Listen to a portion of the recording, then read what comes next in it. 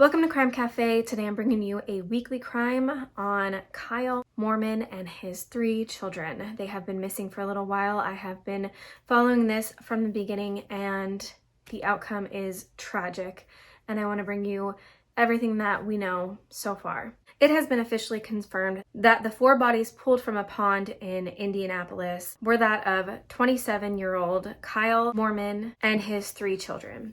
5-year-old Kyle Moorman II, 2-year-old Kiana Holland, and 1-year-old Kyron Holland.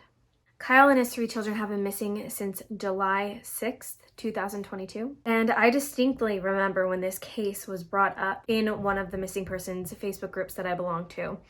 And I have been following it closely ever since then. The police were trying to figure out what took place in the final hour of this family's lives. Now, the giant red flag of foul play is the fact that Kyle's body was found in the pond by himself. It then took a dive team using sonar technology to locate the car underwater with his 3 children inside of it. So what happened here? What are we looking at? Indianapolis police released a timeline, the disappearance of the Moorman family, and we're going to dive into that. July 6th at about 11 p.m., the last known contact, as reported to police by a family member, occurs with Kyle Moorman. July 9th, this is 3 days after the last contact with Kyle. July 9th at 9:17 p.m., Kyle Moorman and his children were reported missing by a family member. The family member advised the man was driving a black 2009 Saab with an unknown paper temporary plate. Kyle Moorman had told the family member that he was going fishing with his children at the Wildwood Farms subdivision.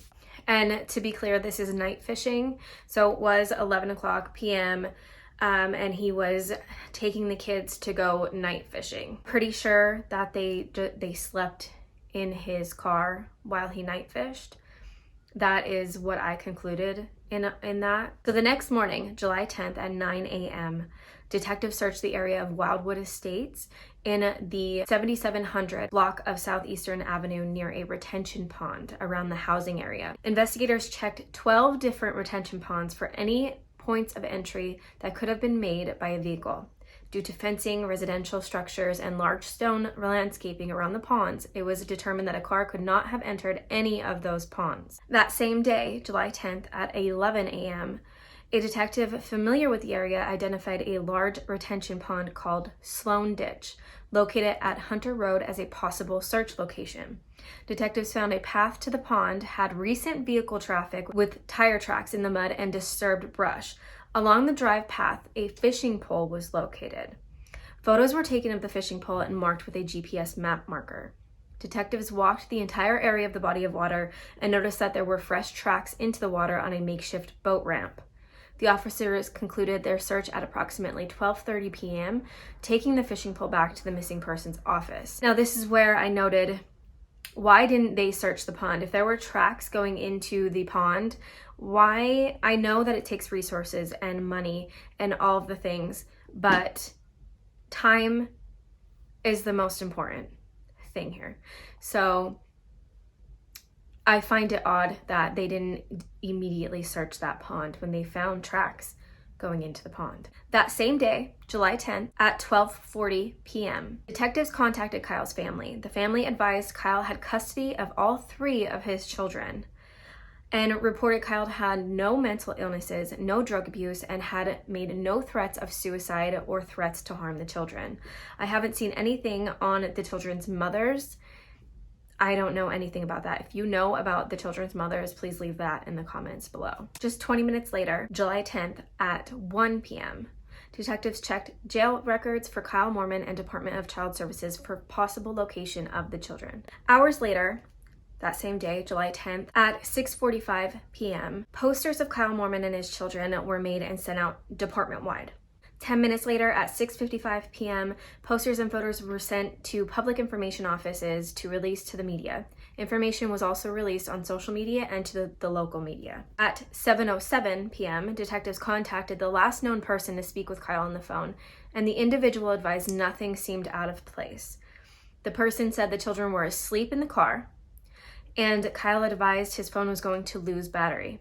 Detectives discovered the last known contact with the man was on July 7th, and this was at 12:24 a.m. That same day, July 10th at 8:43 p.m., a search warrant was prepared and granted for Kyle Moorman's phone records.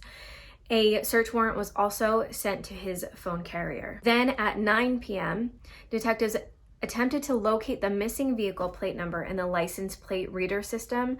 The plate could not be located or entered due to his vehicle being recently purchased.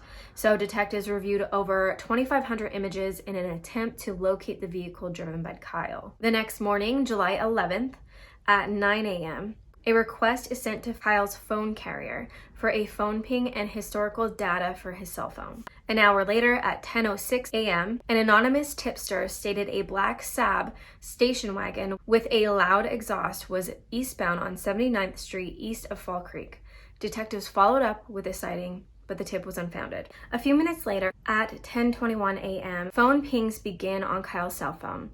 They indicated power was off to his phone. Then 7 minutes later, at 10:28 a.m., an anonymous tipster made statements she was going to kill Kyle Moorman and the children.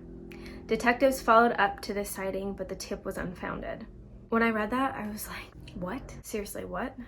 Who does that? That same day, July 11th, at 11:18 a.m., an anonymous tipster stated they saw a car parked at Indy Surplus Liquidators and asked for a welfare check.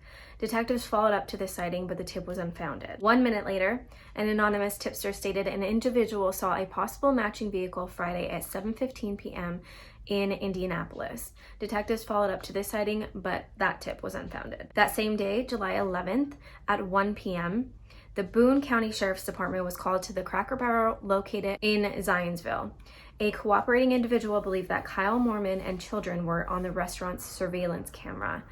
Detectives determined it was not the missing family, but the photos and videos were collected. That same day, at 2:55 p.m., a caller advised they saw a black Saab with tinted windows and a tall white man with no facial hair in a gas station parking lot at Marian University. Detectives followed up to the sighting, but the tip was unfounded. Then at 3 p.m., a caller stated they saw a man that appeared to be Kyle Moorman with his 3 children and a woman at Shoe Carnival on July 10th. Shoe Carnival confirmed they did have video, but the tip was unfounded. At that very same time, a box of diapers and children's shoes were found in the driveway of the 2300 block of Kessler Boulevard North Drive. Photos were collected, but the tip was unfounded. Then at 4:48 p.m., an anonymous tipster stated that they saw Kyle at a lickety split in Brookston, Indiana on July 10th. So the day prior, and that no children were observed with him. Detectives followed up on this sighting, but the tip was once again unfounded. Then at 6:33 p.m., a tipster stated they saw Kyle at Marathon gas station located on Morris Street in Indianapolis. Detectives followed up to the sighting, but the tip was unfounded. Then a half hour later at 7 p.m., the man's family searched the pond located on Bluff Road. Family believed this was the last location of Kyle Moorman and his children due to finding a password for Kyle's email account. Southwest District had at least 6 cars on scene. Officers walked the bank line and saw no signs of a vehicle in the water. A bottle and clothing were collected as possible evidence. However, the location was littered with garbage and other debris. Family members could not confirm or agree that the items were from the Moorman family. At 8:26 p.m., detectives sent Kyle's cell phone historical data from cellular phone carrier to the FBI for analysis. The FBI assisted in mapping locations of Kyle's cell phone. At 10:41 p.m., a caller possibly saw Kyle in Park County but did not observe him with any children. Detectives followed up on this sighting, but the tip was unfounded. July 12th, this is the next day. At 10:04 a.m., a Michigan caller saw a man with 3 children they believed could be Kyle. The detectives followed up to the sighting, but the tip was unfounded. That morning, half hour later at 10:35 a.m., a tipster of an auto glass business advised that Kyle Moorman had his windshield replaced the day he went missing. Text messages from Kyle and an invoice were collected. That same day, July 12th, at 12:30 p.m., detectives and IMPD's aviation unit using drones conducted a search of the pond at 2921 Bluff Road and the surrounding area. Nothing was located on the surface of the water, and there were no indications that a car entered the water. While detectives were at the scene, Kyle's family approached them advising that they hacked his email and showed the last known location was near the 3000 block of Bluff Road. At 12:51 p.m., detectives scheduled a DNR sonar boat search at the ponds at 2921 Bluff Road and Sloan Ditch Pond for July 13th. In the morning. A few minutes later at 1 p.m., detectives began reviewing Kyle's cell phone records. It was determined there were 2 possible locations on the southeast side of Indianapolis where Kyle's phone was last pinged. Then at the same time at 1 p.m., detectives reviewed video at a business located on Bluff Road. On July 6th, the video shows a similar vehicle matching the description of the vehicle driven by Kyle. However, it could not be confirmed. At 2:29 p.m., detectives reviewed data sent from the FBI on his detailed phone records for Kyle Moorman's cell phone. At 2:57 p.m., a caller believed they saw Kyle's vehicle stopped on the side of a road at Arlington, Shelbyville, just south, with trash bags sitting outside of the vehicle. 3 minutes later, at 3 p.m., detectives and the aviation unit using drones conducted a search of Sloan Ditch Pond. Vehicle tracks were located on the pond edge, however, nothing was observed in the water. Mariah Moorman, Kyle's sister, said that near the pond was where Kyle's phone was last pinged, and that was about 12:40 a.m. on July 7th. She said, quote, "As far as we know, he was coming out of here to go fishing. That's what he told my sister. It's not odd. He does it all the time. They go night fishing a lot." Friends and family and volunteers searching for Kyle and his children walked around the pond and the area, asking all of the local businesses any questions of anything suspicious or if they saw anything at all. They asked all of them if they had any CCTV footage, and they just tried their hardest to locate Kyle and his children. Some people in the search party even used magnets to search the bottom of the ponds on Monday evening. 2 Greenwood residents heard about this case, and they brought their boat to search the pond on Monday night into Tuesday morning, and a private helicopter flew over the pond and surrounding area to see if they could find anything also. So people were really stepping up trying to find Kyle and his family. Kyle's family and friends came together and they offered a $10,000 reward for information leading up to Kyle and his children's whereabouts. First responders with flashlights and canines circled the perimeter of the pond late into the night on Tuesday and into Wednesday morning. On Tuesday night, the police blocked off the intersection of Bluff Road and West Troy Avenue when they were notified that a body may have been recovered from the pond. Some of Kyle's family were already close to the area, and some of them drove to the pond and waited to see the outcome. It was around 10 p.m. IMPD confirmed an unresponsive man was found in the water and was pronounced dead at the scene. A family member stated that it was actually Kyle's brother who found him in the water. Dive teams entered the water while dozens of people watched from Bluff Road. A large tow truck arrived and pulled a vehicle out of the pond, and that is when they found the bodies of Kyle's children. Kyle's sister said that he was the best daddy in the world, a great brother, and he is missed. Them babies are so beautiful and innocent and miss so much. Kyle is said to be such a dedicated father and brother. He loved his children with everything he had. It seemed like he was really very much about his family, about his children. People did question why dive teams didn't search that pond sooner. IMPD Assistant Chief Chris Bailey said that more details on how and why the deaths occurred will come out as the investigation progresses. He said, quote, "That's circumstances that the investigators are going through. They follow up multiple leads, they follow their processes, they follow their procedures.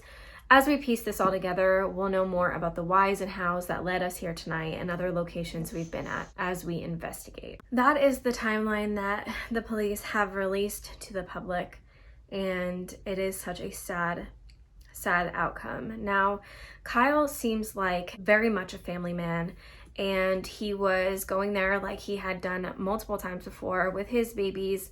They would sleep in his car and he would go night fishing.